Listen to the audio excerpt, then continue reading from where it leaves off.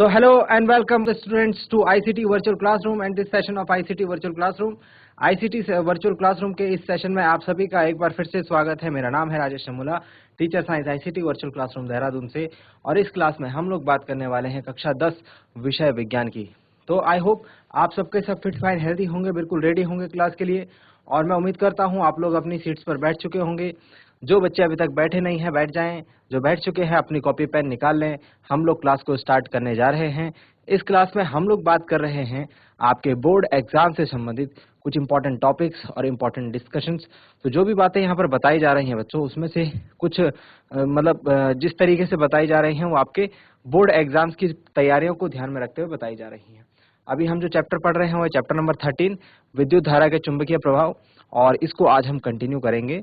सो आप लोग अपना ध्यान अपने अपनी स्क्रीन पर बनाकर रखिए। हम चलते हैं स्मार्ट बोर्ड की स्क्रीन पर। चलिए, सो क्या बात करी थी हमने बात करी थी अगर कोई सीधा चालक होगा तो उससे विद्युत धारा प्रवाहित कराने के कारण जो चुंबकीय क्षेत्र होगा वो किस प्रकार से होगा, हमने आपको दिखाया था ना, है ना, समझ में आ रहा है। तो हमने ये बात करी थी कि किसी सीधे धारावाही चालक तार में अगर हम चुंबकीय क्षेत्र उत्पन्न कराएं तो वो सकेंद्रीय वृत्तों के रूप में उत्पन्न होता है। जानने के लिए इसको देखिए, हमने बात करी थी इस फिगर की। देखो हमने क्या करा, एक तार से धारा प्रवाहित कराई, ठीक है, और उसके आसपास जो है लोहे का चूर्ण हमने बिखेर दिया। जब विद्युत धारा प्रवाहित हुई तो लोहे का चूर्ण जो है वो कुछ इस प्रकार से अरेंज हो गया।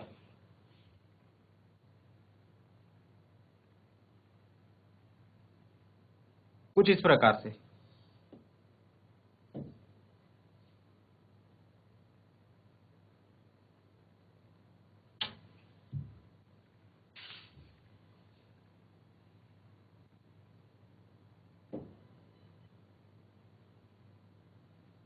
ये देखिए आपको दिख रहा होगा यहाँ पर ये गोल गोल सर्कल्स बनते हुए, है ना। तो ये क्या है, यही वृत्त के जो सकेंद्रीय वृत्त आपको देखने को मिल रहे हैं, ये वाले, ये इन्हीं की हम बात कर रहे हैं, है ना। तो यही जो वृत्त है ये जो बन रहे हैं यहाँ पर, केंद्र इनका क्या है, ये केंद्र है सबका, ठीक है, और ये कागज में ये काम हो रहा है। तो इसलिए हमने इन बातों को पढ़ा था अपने प्रीवियस क्लास में। हमने ये देखा था कि किस तरीके से अगर मैं किसी सीधे चालक तार में विद्युत धारा प्रवाहित करवाता हूं तो हमको उसके चारों ओर कैसा देखने को मिलता है, सकेंद्रीय वृत्त देखने को मिलते हैं, ठीक है। आज की क्लास में हम लोग इसे थोड़ा सा आगे, चलिए तो आज के टॉपिक की हेडिंग पुट अप करते हैं। हमने कहा था कि किसी सीधे धारावाही चालक तार में अगर विद्युत धारा प्रवाहित की जाए तो उसके चारों ओर जो चुंबकीय क्षेत्र है वो सकेंद्रीय वृत्तों के रूप में रहता है। परंतु हमने क्या कहा, इससे पहले हमने एक बात पढ़ी है, और वो बात मैं आपको थोड़ा ध्यान दिलाना चाहता हूँ, याद दिलाना चाहता हूँ, क्योंकि वहीं से हम लोग आज की क्लास को स्टार्ट करेंगे। मैंने एक दिन आपको बात बताई थी बच्चों, चुंबकीय क्षेत्र का परिमाण एवं दिशा दोनों होती है। चुंबकीय क्षेत्र का परिमाण एवं दिशा दोनों होती है। इस केस में जो चुंबकीय क्षेत्र उत्पन्न हुआ था बच्चों, इस केस में जैसे सीधे धारावाही चालक तार में धारा प्रवाहित कराने के कारण जो चुंबकीय क्षेत्र उत्पन्न हुआ था उसके परिमाण में हमें क्या पता चला था, चुंबकीय क्षेत्र के परिमाण में वृद्धि कब होती है, जब विद्युत धारा का परिमाण हम बढ़ाते हैं। लेकिन हमें ये नहीं पता कि दिशा की बात तो हमने करी नहीं। पीछे हमने क्या बोला था, चुंबकीय क्षेत्र का परिमाण एवं दिशा दोनों होती है। परिमाण की बात तो हम समझ गए, विद्युत धारा का मान बढ़ाओ, चुंबकीय क्षेत्र का परिमाण जो होगा उसकी प्रबलता जो होगी वो बढ़ेगी, ठीक है। अभी दिशा की बात नहीं करी, अब आज हम दिशा की बात करेंगे जो है चुंबकीय क्षेत्र की। इस केस में दिखा है, किस केस में भाई, जब सीधे धारावाही चालक तार के चारों ओर क्या की जाती है, विद्युत धारा, जब किसी सीधे धारावाही चालक तार से विद्युत धारा प्रवाहित की जाती है तो उसमें जो उत्पन्न चुंबकीय क्षेत्र है उसकी दिशा क्या होगी, ये हमको आज बताना है, ठीक है। और उसके लिए हमारे पास एक नियम आता है जिसे कि मैं कहूंगा बहुत बहुत बहुत और बहुत ही ज्यादा इंपॉर्टेंट है आपके लिए। देखो बहुत बहुत बहुत इंपॉर्टेंट बोल रहा हूं, इसका मतलब ये नहीं है एग्जाम में आएगा, नहीं, एग्जाम में ये बहुत ही कम पूछा जाता है। लेकिन फिर इंपॉर्टेंट क्यों बोल रहे हैं, इंपॉर्टेंट इसलिए बोल रहे हैं बच्चों कि ये नियम आपके साथ जब आप चुंबकत्व, जब आप मैग्नेटिज्म को पढ़ोगे, ये नियम आपके दिमाग में रहेगा तो काफी सारी चीजें आपको ऐसे ही क्लियर हो जाएंगी। बहुत हेल्प करता है आगे की क्लासेस में ये नियम, इसीलिए इसको मैं बहुत ज्यादा इंपॉर्टेंट बोल रहा हूँ, ठीक है। इस नियम का नाम है दक्षिण हस्त अंगुष्ठ नियम। तो मेरे साथ सभी हेडिंग लगा लेंगे, दक्षिण हस्त अंगुष्ठ नियम।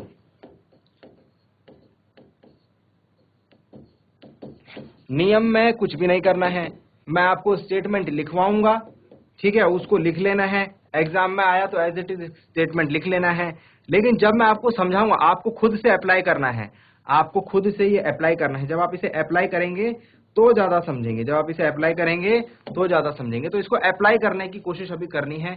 पहले मैं आपको नियम लिखवा देता हूं, नियम में बात क्या की गई है। नियम लिखेंगे पहले, फिर समझेंगे। चलो लिखो। इस नियम का उपयोग, इस नियम का उपयोग, इस नियम का उपयोग किसी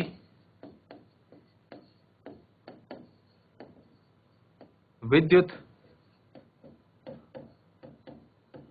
धारावाही चालक से संबद्ध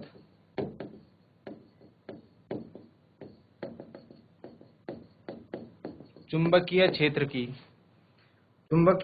की दिशा ज्ञात करने के लिए करते हैं। ध्यान रखना, अभी मैंने क्या बताया था आपको कि भाई दिशा के बारे में तो हमने बात करी नहीं, तो सिर्फ डायरेक्शन को, सिर्फ चुंबकीय क्षेत्र की दिशा को ये बता पाएगा, सिर्फ चुंबकीय क्षेत्र की दिशा के बारे में जानकारी हमको ये नियम दे पाएगा। नियम क्या है? नियम का जो स्टेटमेंट है वो कुछ इस प्रकार से है। यदि हम कल्पना करें, अब ये कल्पना करनी है, ठीक है, तो ये कल्पना करनी है, तो ये कल्पना आप लोग खुद से करेंगे। अभी पहले लिख लीजिए, फिर मैं आपको समझाऊंगा कि बात क्या है इसमें, किस तरीके से आपको इसको समझना है। कल्पना कीजिए कि आपने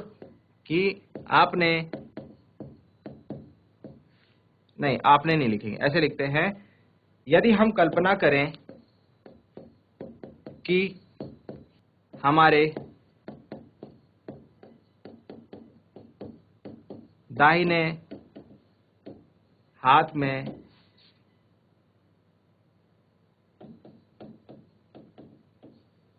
धारावाही चालक हमने इस प्रकार पकड़ा है। अब ये कल्पना करनी है, ठीक है। एक्चुअल में तुम वो तार को पकड़ोगे ना जिसमें से धारा प्रवाहित हो रही है, तो करंट लग जाएगा, झटका लग जाएगा। तो इसीलिए हम बोले ये हम कल्पना कर रहे हैं, हम दिमाग में सोच रहे हैं कि ऐसा हम करते हैं अगर, तो क्या होगा। यदि अब कल्पना करें कि हमारे दाहिने हाथ में धारावाही चालक हमने इस प्रकार पकड़ा है कि, अब देखो कैसे पकड़ना है, ये कंडीशन आपको ध्यान रखनी है। ऐसे पकड़ा है कि हमारा अंगूठा यानी thumb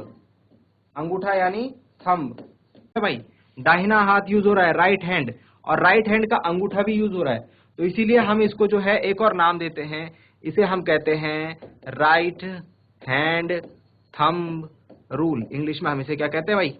right hand thumb rule. और हिंदी में क्या कहते हैं? दक्षिण हस्त अंगुष्ठ नियम। मतलब समझ आया? मतलब दाहिना हाथ और उसका अंगूठा, दाहिना हाथ और उसका अंगूठा। समझ में आ रही है बात? चलिए,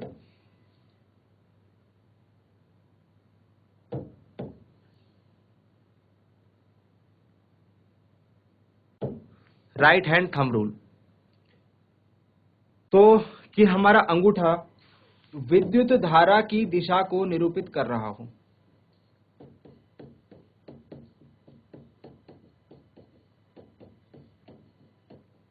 विद्युत धारा की दिशा को निरूपित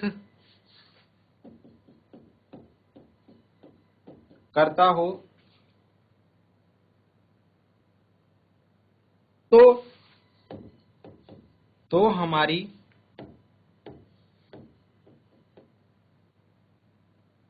तो हमारी चालक के चारों ओर लिपटी उंगलियां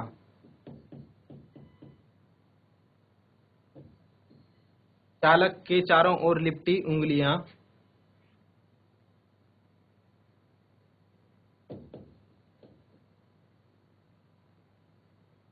चुंबकीय क्षेत्र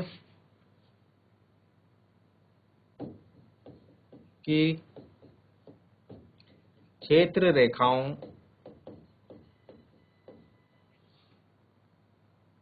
की दिशा को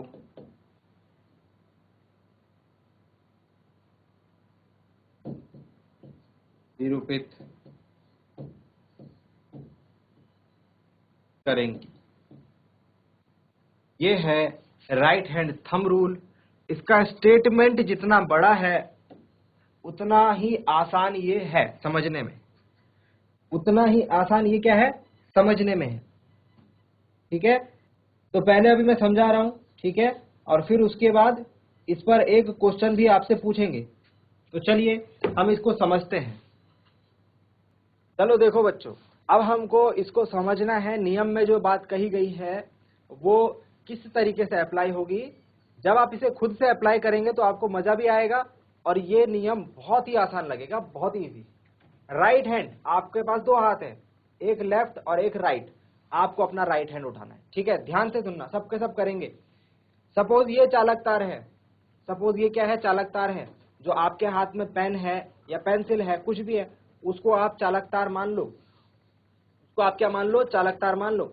नियम में क्या कहा गया है, अभी आपने कॉपी में लिखा होगा नियम में ये कहा गया है, यदि हम अपने दाहिने हाथ से यानी कि राइट हैंड से इस चालक को ऐसे पकड़ें, कैसे पकड़ना है भाई, ये देखो ऐसे पकड़ना है, ध्यान से देखो, अंगूठा जिधर की डायरेक्शन में होगा, अंगूठा जिस डायरेक्शन में होगा वो डायरेक्शन विद्युत धारा की दिशा होगी। यानी कि अंगूठे को हमेशा इस प्रकार से रखना है कि अंगूठा चालक में प्रवाहित विद्युत धारा की दिशा को निरूपित करता हो।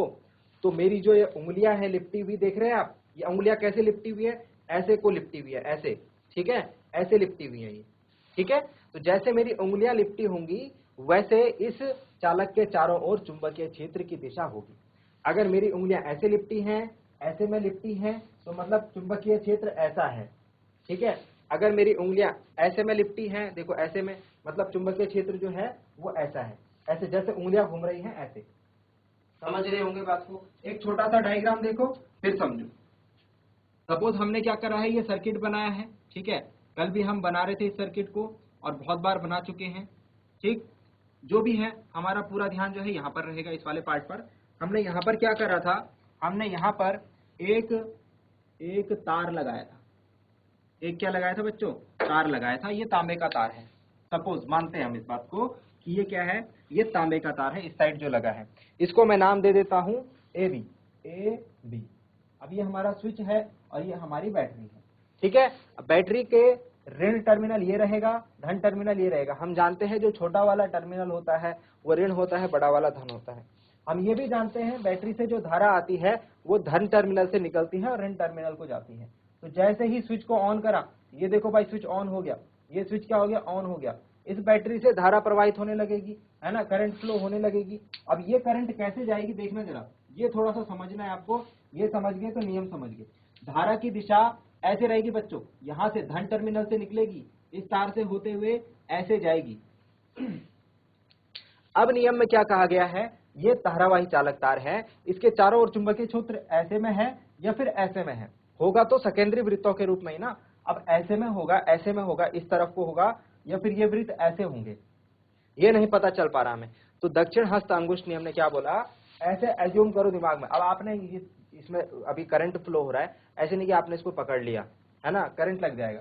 एज्यूम करना है, सपोज ये धारावाही चालक तार, इसको एज्यूम करा अपने दिमाग में और अपने दिमाग में इसको ऐसे पकड़ा। देखो ये रहा धारावाही चालक तार। अब मैंने इसको कैसे पकड़ना है भाई, धारा की दिशा क्या है, नीचे की तरफ। धारा की दिशा क्या है, नीचे की तरफ। तो मेरा अंगूठा कहाँ होना चाहिए, नीचे की तरफ, और कौन सा हाथ होना चाहिए, राइट हैंड। अब समझ में आया, मैंने इसको कैसे पकड़ा भाई, ऐसे पकड़ा। ऐसे क्यों पकड़ा, क्योंकि धारा की दिशा नीचे की ओर है, एरो देखो, समझ रहे हो। तो हमने इसको ऐसे पकड़ा धारावाही चालक तार को।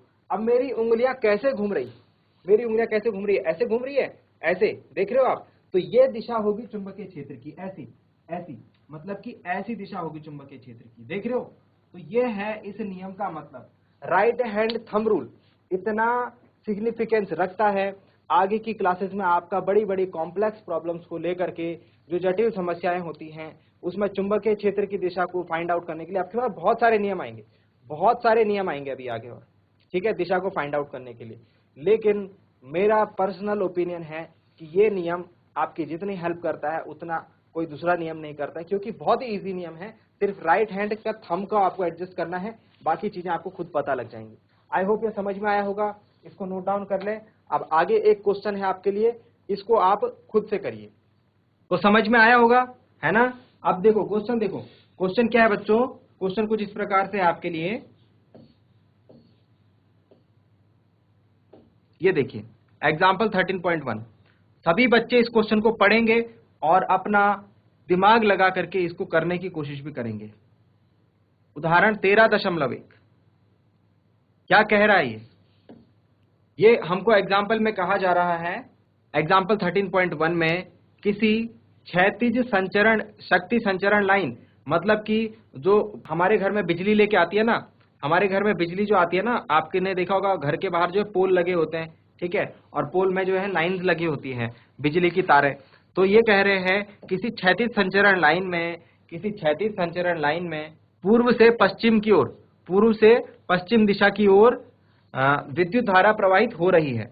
इसके ठीक नीचे के किसी बिंदु पर तथा इसके ठीक ऊपर के किसी बिंदु पर चुंबकीय क्षेत्र की दिशा क्या है। क्वेश्चन आई होप समझ में आ गया होगा, बहुत ज्यादा मुश्किल नहीं है, बहुत ज्यादा मुश्किल ये नहीं है। थोड़ा सा दिमाग लगाइए, थोड़ा सा सोचिए। अब ये क्षैतिज शक्ति संचरण लाइन है, इसको आप अपने दाहिने हाथ से तो नहीं पकड़ने जाएंगे ना, तो अपने दिमाग में क्या कल्पना करेंगे कि आपने क्षैतिज शक्ति संचरण लाइन को अपने हाथ में पकड़ा हुआ है, और कैसे पकड़ा हुआ है, पूर्व से पश्चिम दिशा। आपका जो अंगूठा है वो पूर्व से पश्चिम दिशा को निरूपित कर रहा है। चलो इस क्वेश्चन को मैं समझाता हूं आपको। यहाँ पर आइए, देखो यहाँ पर जो बात बोली जा रही है वो कुछ इस प्रकार से है कि ये एक क्षैतिज शक्ति संचरण लाइन है, ठीक है। अब पूर्व पश्चिम दिशा आप जानते हैं ऐसे रहती है, पूर्व दिशा, उसके अपोजिट में पश्चिम दिशा, ठीक है, ऊपर उत्तर दिशा और नीचे दक्षिण दिशा। ये कह रहे हैं पूर्व से पश्चिम को, किसी क्षैतिज शक्ति संचरण लाइन में पूर्व से पश्चिम दिशा की ओर विद्युत धारा प्रवाहित हो रही है। मतलब कि विद्युत धारा पूर्व इधर है, पश्चिम इधर है, तो मतलब कि पूर्व से पश्चिम को, मतलब ऐसे जो है विद्युत धारा प्रवाहित इस दिशा में हो रही है। समझ में आ गया। अब क्या कहा जा रहा है कि बताओ इसके ठीक नीचे के किसी बिंदु पर, ठीक नीचे सपोज ये बिंदु ले लेते हैं P, और इसके ठीक ऊपर के किसी बिंदु, सपोज ये बिंदु ले लेते हैं Q, ठीक है। इसमें हमको क्या करना है, इसमें हमको पता लगाना है कि चुंबकीय क्षेत्र की दिशा क्या होगी। तो भाई हमारा जो अंगूठा रहेगा, हम इसमें क्या लगाएंगे, दक्षिण हस्त अंगुष्ठ नियम। तो हमारा अंगूठा जो होगा वो किस डायरेक्शन में होगा, वो विद्युत धारा की दिशा में होगा। ऐसे ऐसे रहेगा हमारा अंगूठा, है ना, अज्यूम कर पा रहे हैं, है ना। तो हम क्या करेंगे, अपने अंगूठे को इस प्रकार से अरेंज करेंगे। तो मेरी उंगलियां कैसे कर्ल रहेंगी, देखो मैं बताता हूं मेरी उंगलियां कैसे घूमेंगी इसमें। जब मैं अंगूठे को ऐसे रखूंगा तो आप सब भी देख पा रहे होंगे, उंगलियां जो है ऐसे में दिखा रही है, मेरी ऐसे लिपटी हुई है, ठीक है ना, इस प्रकार से ऐसे अंदर से बाहर को आ रही है। समझ पा रहे हैं, इस प्रकार से मेरी उंगलियां जो हैं इस तार के चारों तरफ लिपटी हुई हैं, ठीक है, मतलब ऐसे।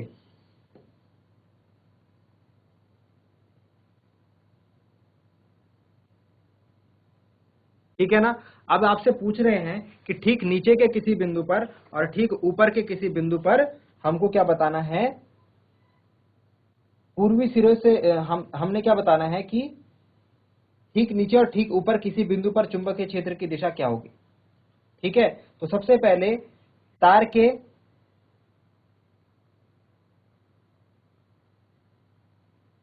के नीचे की तरफ अगर हम बात करें, तार के ऊपर या नीचे किसी भी तरफ में हम बात करें, तो चुंबकीय क्षेत्र की दिशा ऐसी है, ऐसी। ये जो दिशा है बच्चों, इसको हम कहते हैं दक्षिणावर्त। इसको हम क्या कहते हैं, दक्षिणावर्त, एंटी क्लॉकवाइज। क्या कहते हैं, एंटी क्लॉकवाइज। तो आप क्या कहेंगे, जो चुंबकीय क्षेत्र की दिशा होगी वो क्या रहेगी, एंटी क्लॉकवाइज रहेगी। या फिर दक्षिणावर्त रहेगी। अगर ये दिशा ऐसे होती, अगर ये कर्ल हमको इस दिशा में मिलते, तो इसको हम क्या कहते भाई, इसको हम कहते हैं वामावर्त। इसको क्या कहते हैं? वामावर्त, यानी कि क्लॉकवाइज। इस बात का ध्यान रखेंगे। तो इस क्वेश्चन में हमको जो चुंबकीय क्षेत्र की दिशा मिल रही है वो मिल रही है दक्षिणावर्त, यानी कि एंटी क्लॉकवाइज। समझ में आई है बात? बहुत ही ईजी है, हम लोग इस नियम को लगा सकते हैं और इस नियम को लगा करके हम लोग इजीली फाइंड आउट कर सकते हैं चुंबकीय क्षेत्र की दिशा को। चलिए नोट डाउन कीजिए इसे, सही बच्चे नोट डाउन करेंगे। चलिए, तो आई होप यहां तक आपको समझ में आ गया होगा, ठीक है। और इसके बाद हम लोग बात करते हैं एक और अनदर इंपॉर्टेंट टॉपिक की, तो हमने इस अभी तक क्या बात करी? अभी तक हमारे पास क्या था भाई? एक सीधा चालक तार था। एक क्या था? सीधा चालक तार, ऐसे समझेंगे।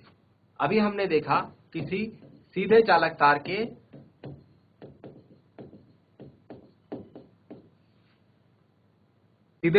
में प्रवाहित विद्युत धारा के कारण उसके चारों ओर चुंबकीय क्षेत्र। अभी हम देखेंगे बंद पाश। पाश मतलब होता है लूप। एक लूप के चारों तरफ क्या चुंबकीय क्षेत्र रहेगा जब उसमें विद्युत धारा प्रवाहित की जाएगी, ठीक है। और इसके बाद हम देखेंगे कुंडली। बहुत सारे लूप्स को मिलाकर के क्या बनती है? एक कुंडली बनती है, कॉइल।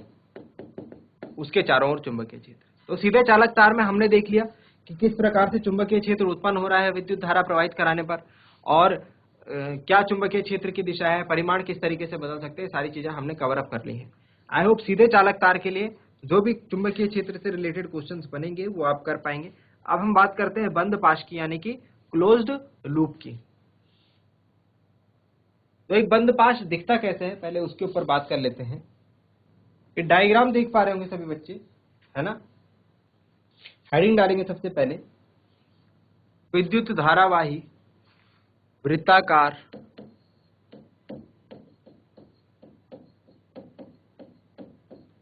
पाश के कारण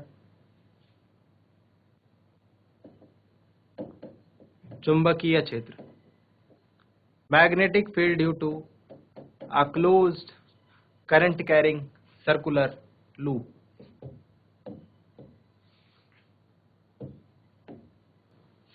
एक विद्युत धारावाही वृत्ताकार पाश होता कैसा है? देखो जरा ध्यान से समझेंगे इसे। ये कुछ ऐसा होता है, ऐसा ये बंद होगा पूरा ना, तो इसे हम क्या कहेंगे? ये वृत्ताकार है ना। और बस इसमें जो है यहां से सर्किट को कनेक्ट करने के लिए वायर्स दी जाती है। तो ये क्या हो गया हमारा? वृत्ताकार पाश।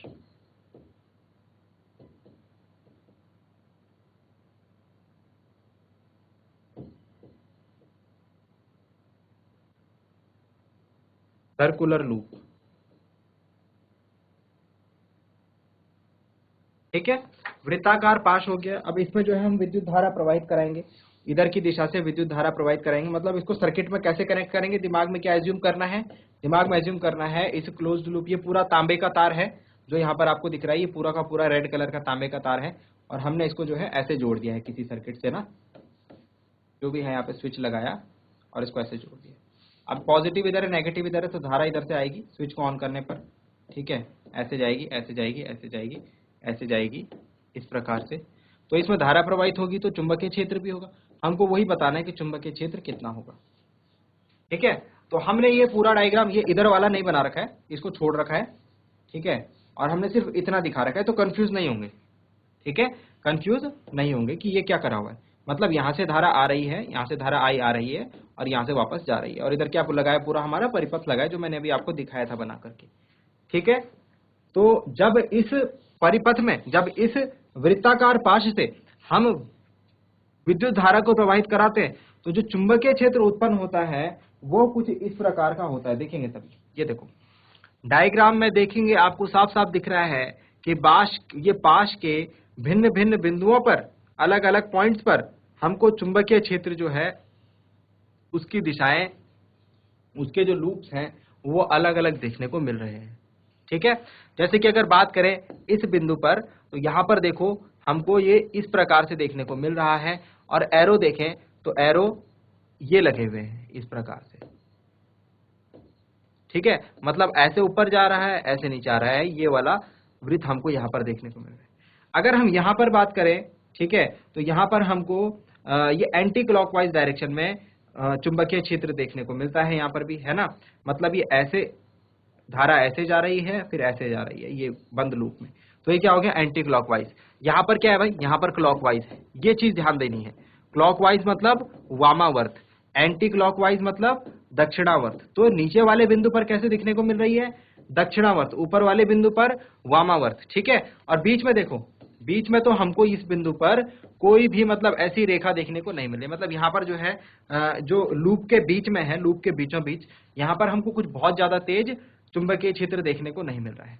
बाकी हम देखेंगे कि जो ये वाली डायरेक्शन है, ये वाला पार्ट है, यहाँ पर चुंबकीय क्षेत्र की दिशा ऐसे है, जो कि क्या है, क्लॉकवाइज। और नीचे की डायरेक्शन देखेंगे, यहाँ पर जो चुंबकीय क्षेत्र की दिशा है वो ऐसे है, यानी कि क्या है भाई, एंटी क्लॉकवाइज। तो हमने क्या देखा, हमने जो जो बातें देखी उनको हम लोग अब पॉइंट्स के फॉर्म में लिखेंगे। हम लोग देखेंगे कि ऊपर के बिंदु पर हमको क्लॉकवाइज डायरेक्शन में और सेकेंडरी वृत्तों के रूप में चुंबकीय क्षेत्र देखने को मिला, जबकि नीचे के बिंदु पर हमको ये एंटी क्लॉकवाइज डायरेक्शन में सेकेंडरी वृत्तों के रूप में देखने को मिलेगा, ठीक है। किस जगह पर ये कम है, किस जगह पर ज्यादा है, ये सारी चीजें हम करेंगे। इस डायग्राम को भी हम कल बनाएंगे। अभी फिलहाल के लिए आप इस डायग्राम से काम चला लीजिए। अभी हम इसमें बहुत सारी चीजें लिखेंगे, वो हम नेक्स्ट क्लास में लिखेंगे। सो आई होप आपको जो बातें बताई गई हैं आज की क्लास में वो समझ में आई होंगी, आपको इंटरेस्टिंग लगी होंगी, और पढ़ के कुछ मजा आया होगा, कुछ नया सीखने को जरूर मिला होगा। नोट डाउन कर ले बातों को, घर से एक बार रिवाइज जरूर करें। अगली क्लास में मिलते हैं एक नए और इंटरेस्टिंग टॉपिक के साथ। क्लास से जुड़ने के लिए आप सभी का बहुत बहुत धन्यवाद। Thank you very much and have a nice day.